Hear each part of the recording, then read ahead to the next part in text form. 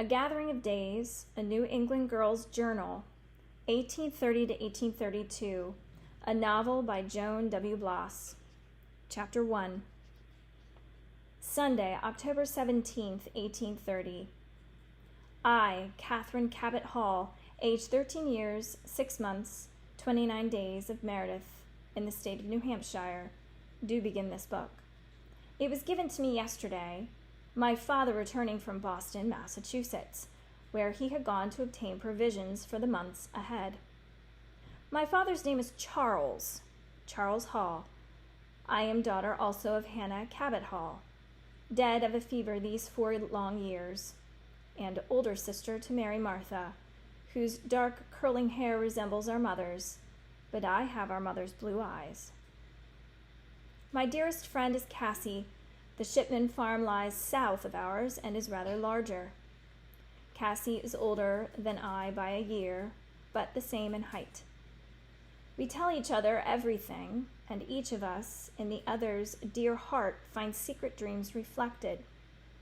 Cassie's brothers are David Horatio, older by a full 2 years, Asa Hale, my age exactly, and William Mason, the youngest. He is but a baby, and called by everyone Willie. This day being the Sabbath, we attended services both morning and afternoon. Tuesday, October 19th, 1830. This be the precept the teacher set out today. Let thy words be plain and true to the thoughts of thy heart.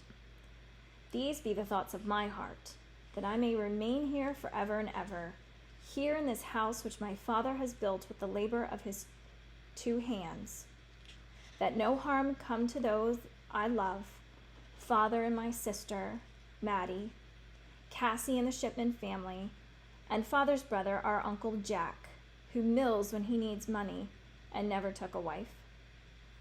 Also that I may train myself to want to do what I am asked to do.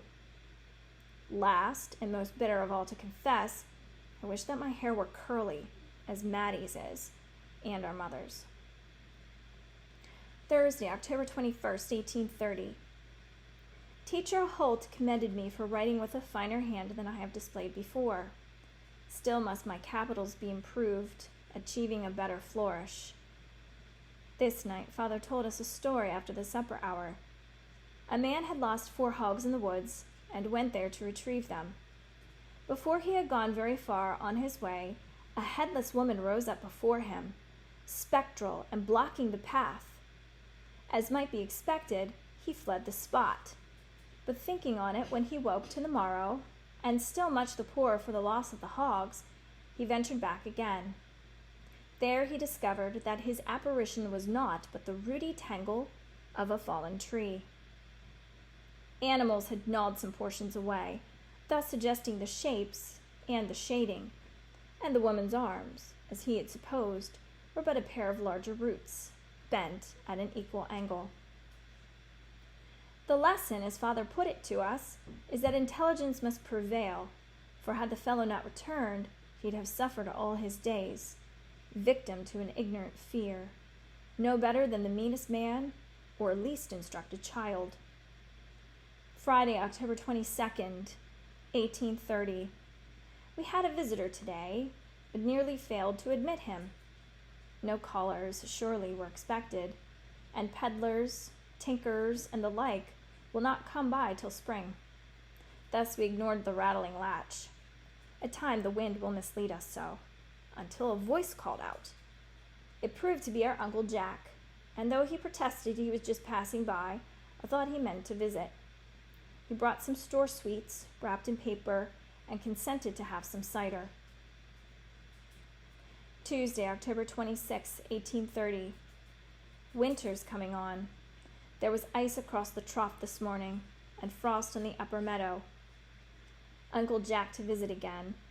Father could scarce believe 'twas so, but Uncle Jack had read in the paper where a Mr. Samuel Newell had raised a white potato to better than 24 inches, taken a girth around. But here comes our uncle with the paper itself, and printed just as he told it. Then nothing would do but down to the cellar to hunt and search for the largest of ours and carry it up for measure, amidst much speculation. When I could wait the supper no longer, having earlier raised the pot from the fire, but still was scorching threatened, I ventured to invite our guest, and soon set out a pleasant meal, Uncle Jack joining gladly. Later, Father praised me direct, saying that I was a pride and a comfort, and added directly after that, "There's many a full-grown woman here would not do as well." I shall not forget his words, and am resolved that for all my days I shall essay such tasks and virtues as may sustain his comfort and increased pride. Monday, November 1st, 1830. Only 3 more weeks remain until Thanksgiving Day. I must attach my new lace collar to my Sabbath dress. Also, it being snug for me, I must take up the patterned frock which I have given to Maddie. She can use it nicely, I think, together with her new knit stockings and the red Morocco boots that were mine once also. Cassie and I and Mrs. Shipman have already begun the preparations for the Thanksgiving meal. The cakes we make first are those that keep best in the cellars cool. Last week we turned out some gingerbread. Today we made a Yankee cake and a firm plum pudding. Mrs. Shipman's sister in Salem has sent a new recipe for this, but as we had no currants here, we had to do without. Thursday, November 4th, 1830. Returning home from school this day, I had a dreadful fright. Clearly, I saw presented to me the dark silhouette of a lanky man, his coat all tattered against the sky, his bony hand above his eye as if to give it shade. Although I quickly pointed him out, so swiftly did he vanish away that nothing remained when Cassie and Asa obeyed my pointing finger. Then, stumble-tongued, I must explain what I had wished them to see. Asa remembered the story's teaching. From this, he determined that nothing would do unless we followed after. Cassie, ever more prudent, demurred. Therefore must I, as the third of the party, cast the deciding ballot. As it was coming on to dark, and I still had our supper to set, I announced with Cassie. Asa, at this, scowled ruefully. But soon thereafter we all joined hands, and in most perfect companionship, resumed the homeward journey. Friday, November 5th, 1830. Along the road and in the fields is neither green nor white of snow. All is sere and brown. How much farther one can see now that the leaves are gone. Only the faithful evergreens guard the margins of our fields and keep the forest secrets. "Look, Kath," Maddie calls to me, her small face muffled and cold. My breath is frosting like Babe and Nellie's. Then she lows, as oxen will, till I am quite ashamed. Saturday, November 6th, 1830. Mrs. Shipman called on Father. The purpose was to present him that her sister will visit from Salem. Now she called her the unmarried one, and said she would stay a while. Of this he assured her he was glad, and hoped they both would enjoy renewal of old and sisterly ties. There being nothing further to say, they spoke of other matters. He will build the cupboard she needs. She, exchanging service for service, agrees to provide continued instruction in the diverse household arts to myself and Maddie. "'Tis hard," she sighed, "the loss of a mother and her gentle guidance." "We do all right," I heard him say. "Now I've no wish to offend you, Em, but we do all right," he repeated. November 7th, 1830, the Sabbath day. Uncle Jack and we 3 also visited with the Shipmans after morning service. Mr. Shipman and Father remarked, "How frequent are the instances of bound boys run away."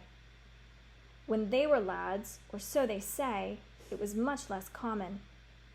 Now each week's Courier displays a greater and more petulant number of masters' advertisements.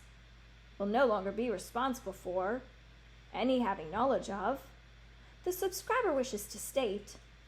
"And what would you do," our Uncle Jack asks, "were such a fellow hereabouts and known by chance to you?" "Turn him out and turn him in," is Father's prompt reply. "But Charlie, Uncle Jack pursues, supposing the boy were right to run off. He couldn't be that, to my way of thinking, being bound to stay. Besides, I'd not want to intermeddle. No, you'd have to do it, and do it clean. Send the vagrant, whatever his claim, back where he belonged. Father believes, as he's often said, that man's intelligence is given to him that he may distinguish right from wrong, and knowing right, may do so. Some think him too severe in this. It is not that, but honor.